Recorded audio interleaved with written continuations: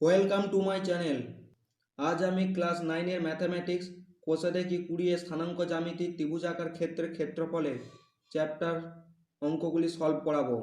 এর আগে ত্রিভুজের ক্ষেত্রফল আমরা অন্যরকমভাবে বের করেছিলাম, কিন্তু এখানে আমরা নতুন নিয়মে ত্রিভুজের ক্ষেত্রফল বের করব। এটি একটি ত্রিভুজ।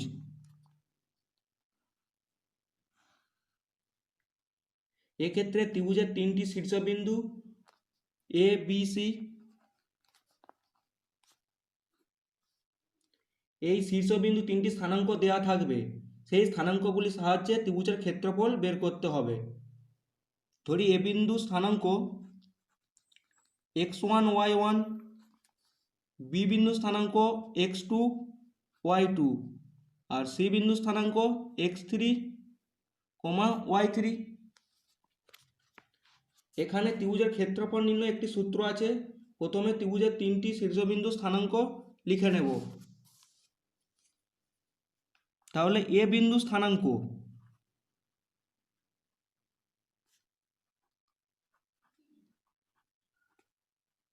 সমান x1, y1, বি বিন্দু স্থানাঙ্ক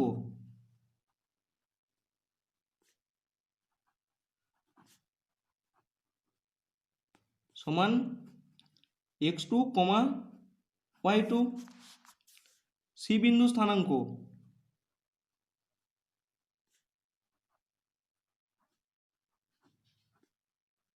সমান x3, y3। তাহলে ত্রিভুজের ক্ষেত্রফল হবে ত্রিভুজ এ বি সি এর ক্ষেত্রফল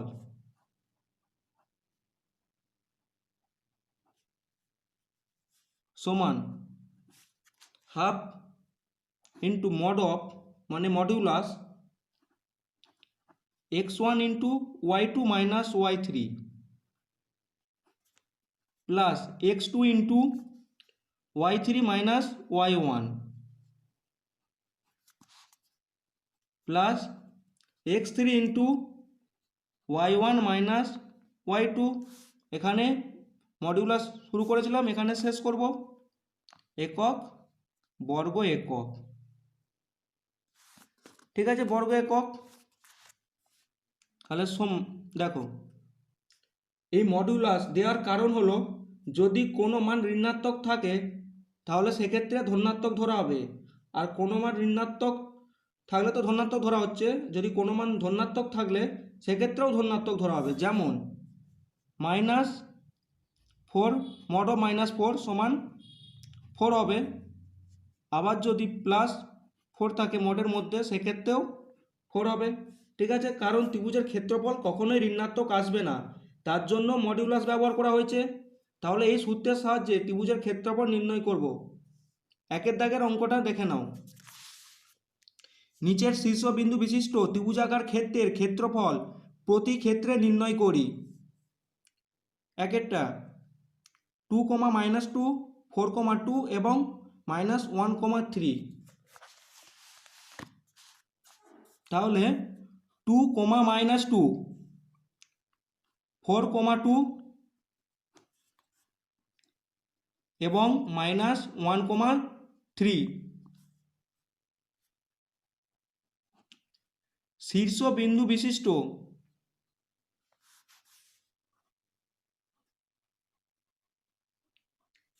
ত্রিভুজাকার ক্ষেত্রের ক্ষেত্রফল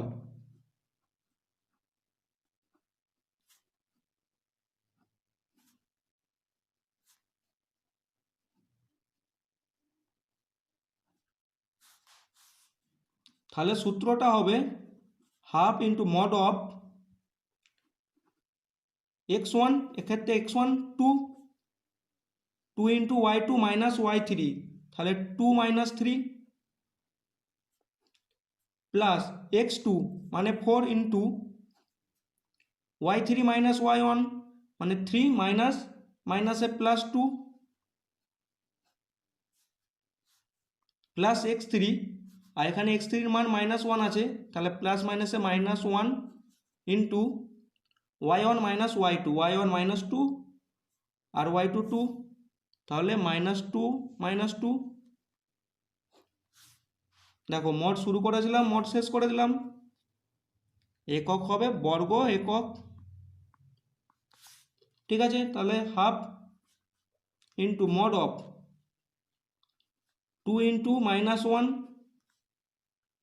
প্লাস 4 ইন্টু 5 -1 ইন্টু -2 -2 -4,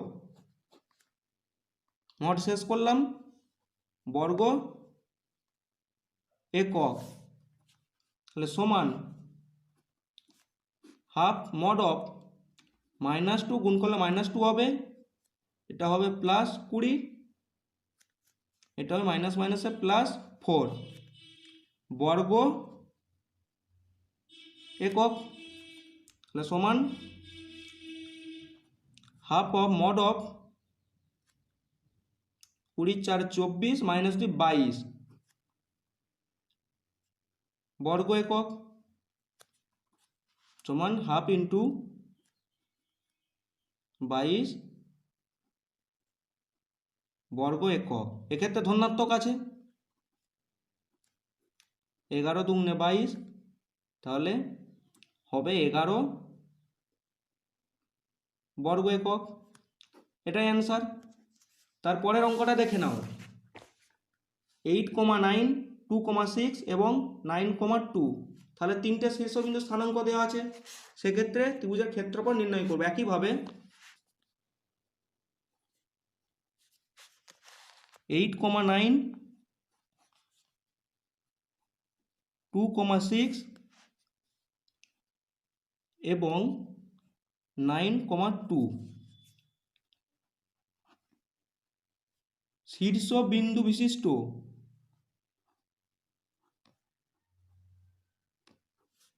ত্রিভুজাকার ক্ষেত্রের ক্ষেত্রফল।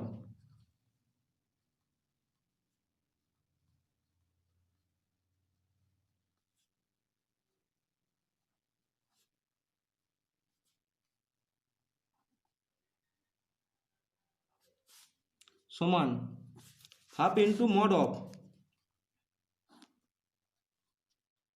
x1 ইন্টু, তাহলে 8 into y2 - y3, y2 6, y3 2, তাহলে 6 - 2 প্লাস x2 ইন্টু মানে 2 ইন্টু y3 - y1, তাহলে 2 - 9, 2 - 9 plus x3 into 9 into y1 - y2, 9 - 6, 9 - 6 mod শুরু করেছিলাম, মড শেষ করলাম, বর্গ একক, তাহলে সমান হাফ ইন্টু মড অফ, বিয়োগ করলে হবে 4, 8 ইন্টু 4 প্লাস 2 ইন্টু, এটা -9, মাইনাস চিহ্নটা বড় আছে, তাহলে -7, 2 ইন্টু -7 প্লাস 9 ইন্টু, বিয়োগ করলে হবে 3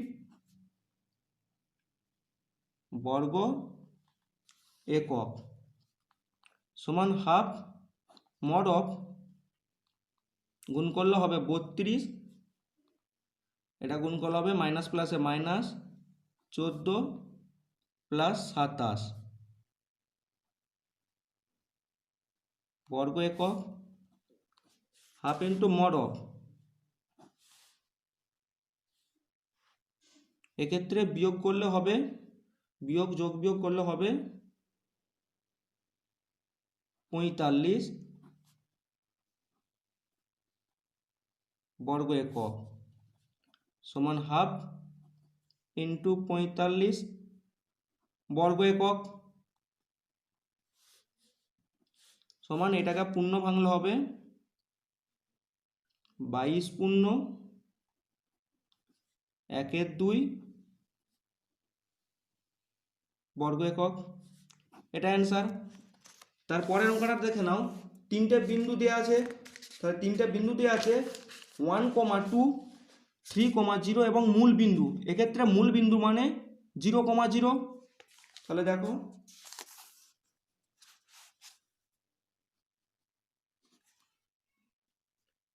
1, 2 একইভাবে লিখে নেব 1, 2, 3, 0 এবং 0,0 শীর্ষবিন্দু বিশিষ্ট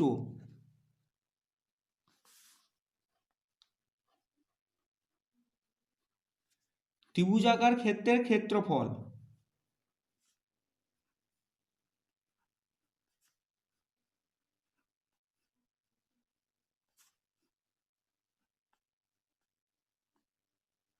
ঠিক আছে, তাহলে সূত্র হবে half into mod of x1 into এক্ষেত্রে x1 1 into y2 minus y3, তাহলে 0 minus 0 0 minus 0 plus x2 into 3 into y3 minus y1, তাহলে 0 মাইনাস 2 0 মাইনাস 2 প্লাস x3 মানে 0 ইন্টু y1 মাইনাস y2, তাহলে y1 আছে 2 মাইনাস 0।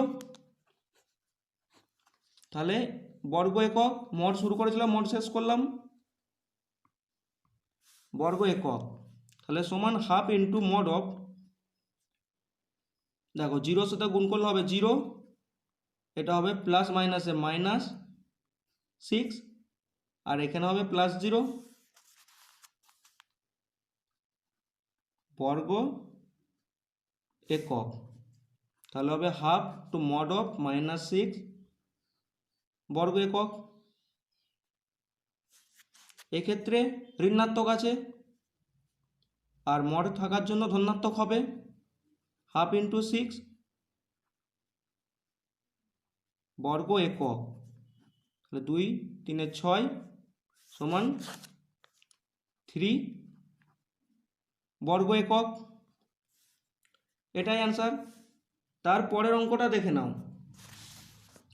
প্রমাণ করি যে 3, -2, -5, 4 এবং -1, 1 বিন্দু তিনটি সমরেখ। এখানে বিন্দু তিনটি সমরেখ বলেছে, তার মানে বিন্দু তিনটি একই সরলরেখা অবস্থিত। এখানে ত্রিভুজের ক্ষেত্রফল 0 আসতে হবে, যদি 0 আসে তাহলে বিন্দু তিনটি সমরেখ। তাহলে বিন্দু তিনটি আছে 3, -2, -5, 4 এবং -1, 1। তাহলে লিখে নেব 3, -2, -5, 4 এবং -1, 1 বিন্দু দ্বারা গঠিত ত্রিভুজের ক্ষেত্রফল।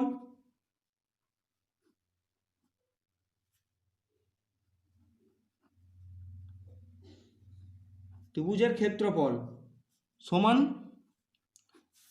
একই সূত্র, হাফ ইন্টু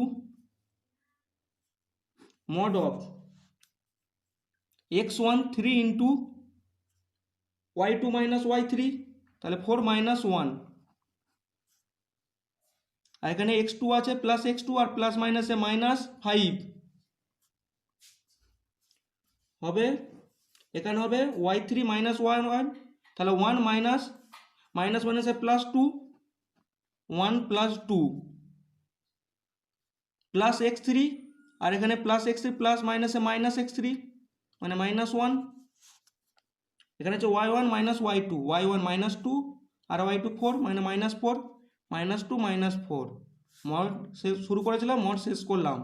একক হবে বর্গ একক, তাহলে 1/2 3 ইন্টু, এটা বিয়োগ করলে হবে 3 -5, এটা প্লাস ছিল, তাহলে 5 ইন্টু 3 মাইনাস 1 ইন্টু -2 -4 -6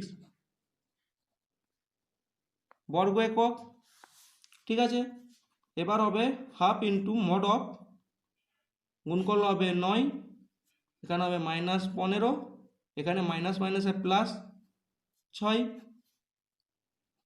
হবে বর্গ একক।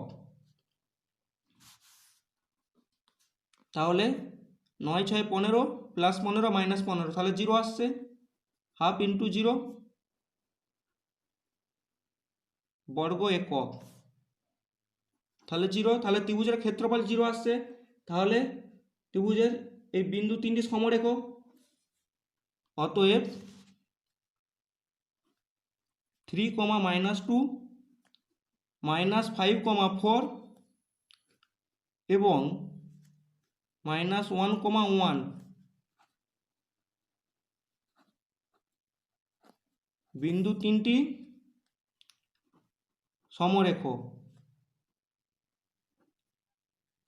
ঠিক আছে, আজকের ভিডিওটি এই পর্যন্ত। তোমাদের যদি ভালো লাগে অবশ্যই একটি লাইক দিও।